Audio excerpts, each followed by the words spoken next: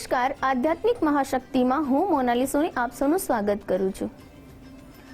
અત્યારે જો કોઈને સૌથી વધારેમાં વધારે કોઈ તકલીફનો સામનો કરવો પડતો હોય તો તે છે કોર્ટ અને કચેરીના મામલામાં ફસાયેલા લોકોને। તે લોકો માટે એવું કહી શકાય કે જો કોર્ટ કેસ થઈ ગયો અને જો તે લોકોનો કોર્ટ કેસ શાંતિથી પતી જાય છે તો વાંધો નથી, પણ ઘણા ખરા લોકોના જીવનમાં તમે જોયું હશે કે કોર્ટ કેસ છે એકવાર થયા પછી ઘણા વર્ષો સુધી તેમને તેમના ચક્કર કાપવા પડે છે અને તેના કારણે તેઓ આર્થિક રીતે અને માનસિક રીતે તૂટી જાય છે। અને જ્યારે એવું કહેવાય કે કોર્ટ અને કચેરીને લગતા જે કેસ છે તેમાં જ્યારે વ્યક્તિ ફસાય છે ત્યારે વ્યક્તિ બધી રીતે પોતાના જીવનમાં હારી જાય છે।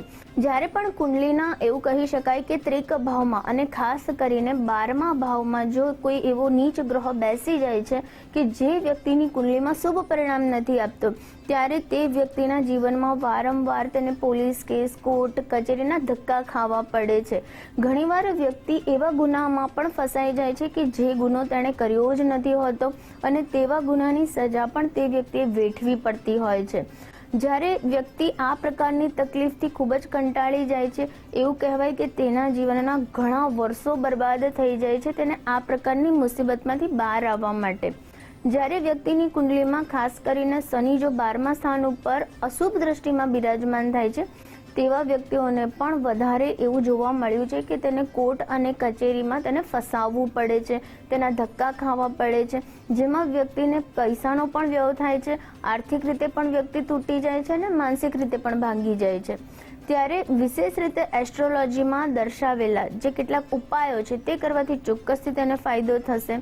આપણા જ્યોતિષ શાસ્ત્રમાં દરેક ગ્રંથમાં દરેક ગ્રહોને શુભ કેવી રીતે બનાવવું, આપણી કુંડલીના જે 12 ભાવ છે તેનું શુભ પરિણામ કેવી રીતે પ્રાપ્ત કરવું, તે દરેક ક્ષેત્રના ઉપાયો આપણા જ્યોતિષ શાસ્ત્રમાં વર્ણન કરવામાં આવ્યા છે।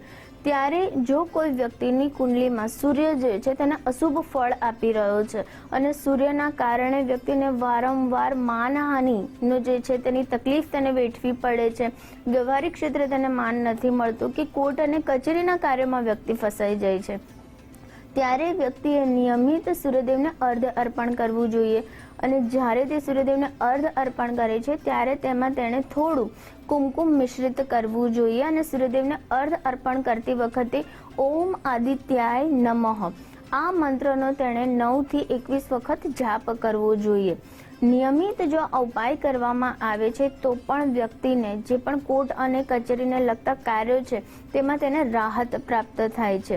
એવું કહેવાય છે કે શનિ ગ્રહ જો અશુભ પરિણામ આપી રહ્યો છે અથવા તો તમારું 12મું સ્થાન ક્યાંક ને ક્યાંક તમારા જીવનમાં તકલીફો, સંઘર્ષો ઉત્પન્ન કરે છે, ત્યારે પણ વ્યક્તિને કોર્ટ અને કચેરીના મામલામાં ફસાવવું પડે છે। ત્યારે વ્યક્તિએ વિશેષ રીતે હનુમાનજી સમક્ષ તેમણે ચમેલીના તેલનો દીવો મંગળવાર અને શનિવારના દિવસે કરવો જોઈએ અને ત્યાં બેસીને તેમણે 9 વખત હનુમાન ચાલીસાના પાઠ કરવા જોઈએ। જો વિશેષ રીતે આ ઉપાય વ્યક્તિ દર મંગળવાર અને શનિવારે કરે છે તો પણ હનુમાનજીની કૃપાથી તેને કોર્ટ અને કચેરીના જે પણ કાર્યો છે જેમાં તે ફસાયેલો છે તેમાંથી ખૂબ જ ઝડપથી તેને રાહત પ્રાપ્ત થાય છે। જ્યારે પણ તમે હનુમાન ચાલીસાનું પઠન કરો છો, હનુમાનજીની ભક્તિ કરો છો, ત્યારે વિશેષ રીતે તમારે દક્ષિણ દિશામાં બેસવું જોઈએ અને તમારું જે મુખ છે તમારે ઉત્તર દિશા તરફ રાખવું જોઈએ। સાથે સાથે તમારે લાલ આસન ઉપર બેસીને હનુમાનજીના પાઠ કરવા જોઈએ અથવા તો તમે ઓમ નમો ભગવતે રુદ્રાવર્તાય નમઃ આ મંત્રનો જાપ કરીને હનુમાનજીની સમક્ષ તમે તુલસીની માળા અર્પણ કરો છો તો પણ ચોક્કસથી કોર્ટ કચેરીના કાર્યોમાં તમને ખૂબ જ ઝડપથી તમારો જે કેસ છે તમે જીતશો અને તમારા પક્ષમાં નિર્ણય આવતો હોય તેવું તમને ચોક્કસથી પરિણામ પ્રાપ્ત થશે। ઘણીવાર એવું પણ લોકોના જીવનમાં બનતું હોય છે કે જે ગુનો જે વ્યક્તિએ કર્યો નથી તેની સજા પણ તેણે ભોગવવી પડે છે અથવા તો કોઈ પણ એવો ખોટો આરોપ તે વ્યક્તિના માથે લાગી ગયો છે જેની સજા તે વ્યક્તિ ભોગવી રહ્યો છે। ત્યારે તમારે નિયમિત દર મંગળવારે ઓમ નમો ભગવતે રામદૂતાય નમઃ આ મંત્રનો તમારે 108 વાર હનુમાનજી સમક્ષ બેસીને જાપ કરવો જોઈએ અને સાથે સાથે તમારે 9 લવિંગ અને એક નાગરવેલનું પાનનું બીડું હનુમાનજીને અર્પણ કરવું જોઈએ. તમારે પ્રાર્થના કરવી જોઈએ કે જે પણ તકલીફમાં તમે અત્યારે ફસાયા છો તે તકલીફને ખૂબ જ ઝડપથી પ્રભુ જે હનુમાનજી છે તે દૂર કરે, તમારી રક્ષા કરે અને જે પણ ખોટા કેસમાં તમે ફસાયો છો તેમાંથી તમને મુક્તિ અપાવે. જો આ ઉપાય પણ તમે દર મંગળવારે બેસીને હનુમાનજી સમક્ષ કરો છો તો ચોક્કસથી કોર્ટ કચેરીના દરેક પ્રકારના જેટલી પણ મુસીબતો છે તેમાંથી ખૂબ જ ઝડપથી તમે બહાર આવી જશો. કોઈ પણ એવું સંકટ છે, કોઈ પણ એવો જૂઠો આરોપ તમારા પર લાગ્યો છે તો તેમાંથી પણ તમને ખૂબ જ ઝડપથી રાહત પ્રાપ્ત થશે. ઘણીવાર તમે જોયું હશે કે કોઈક ને કોઈક કારણસર પ્રોપર્ટીને લગતા કેટલાક વિવાદોને કારણે ભાઈ એકબીજા સાથે ઝઘડો કરવા લાગે છે અને તેના કારણે તેમને કોર્ટ અને કચેરીના ધક્કા ખાવા પડે છે.